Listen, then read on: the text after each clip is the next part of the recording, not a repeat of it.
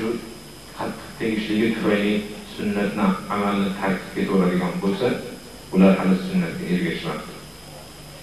Sunnatga ergashgan odamlar, Alloh Rasulining manhajida yurgan odamlarga birov hech qachon siz salomat yurasiz, tinch yurasiz, odamlar ichida hurmatli bo'lasiz, odamlar sizni hurmat qilishadi, to'rga o'tirgizsiz deb va'da bergan emas. Sunnatga ergashgan, Alloh va Rasulining yo'liga ergashganlarga Alloh taolo tinimsiz aziyat va bu dunyoda mashaqqat, ko'p azoblar, ko'p qiyinchiliklar va'da qilgan. Shuning evaziga Alloh taolo qiyomatda jannatni va'da qilgan.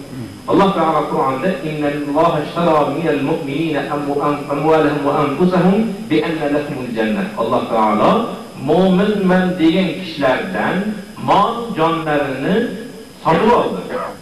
Jannat evaziga mol jonlarini sotib oldi.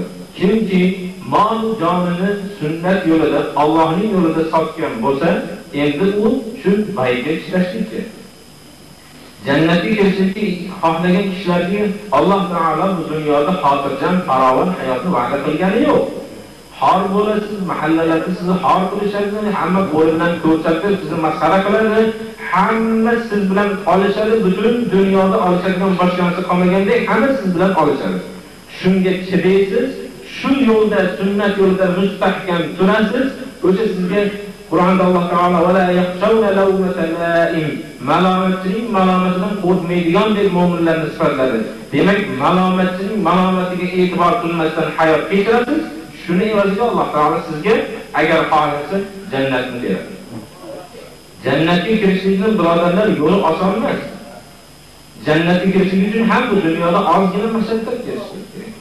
Ad-dunya sijnul mu'min va jannatul kafir deganlar. Dunyo kofirning jannati, mu'minning qamog'i dedi. Biz bu dunyoda bog'da yashayotganimiz yo'q. Mo'min kishi birodarlar, agar sizlar islomga kirsangiz, molim, jonim xotirjam bo'ladi degan bo'lsangiz, adashgansizlar.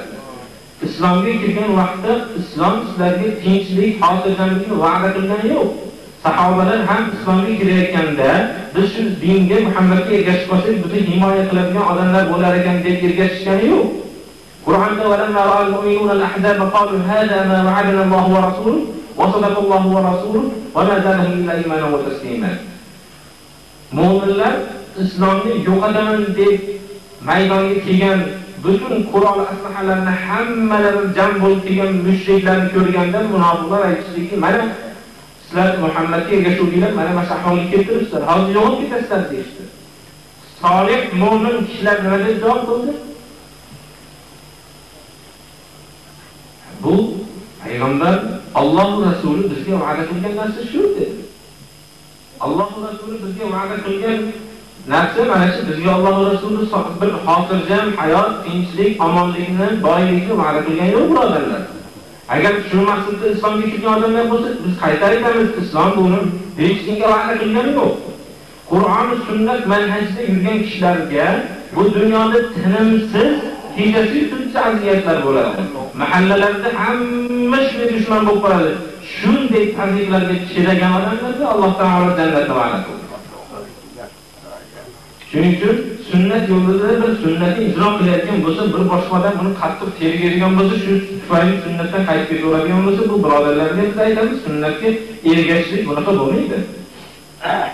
Sunnatga ergashilgandan keyin xuddi ilon uyiga kirib ketganda uni qaytarib chiqara olmagandek, sunnat yo'liga kirgandan keyin birovni qaytarib chiqara olmasligi kerak. Biz shu odamlarni sunnatga ergashgan deymiz. Bu sunnatga ergashganingizdan keyin birov sizni malomat qiladigan bo'lsa, shu sizga ta'sir qiladigan bo'lsa, bu maqsad emas. Sunnatga ergashganingizdan keyin albatta sizni qattiq tegishadi.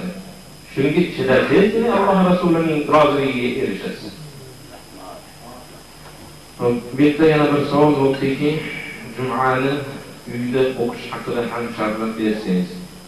Ko'p qorakalar bo'lmaydi deb qattiq tegayaptilar.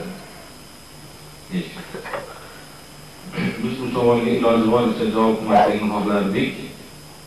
Lekin Bizga bu savol boshqa yillarda ham berilganligi uchun kengroq qilib bo'lsa ham, sal vaqtingiz bo'lsa ham javob berishga harakat qilamiz. Juma namozining Alloh tomonidan buyurilgan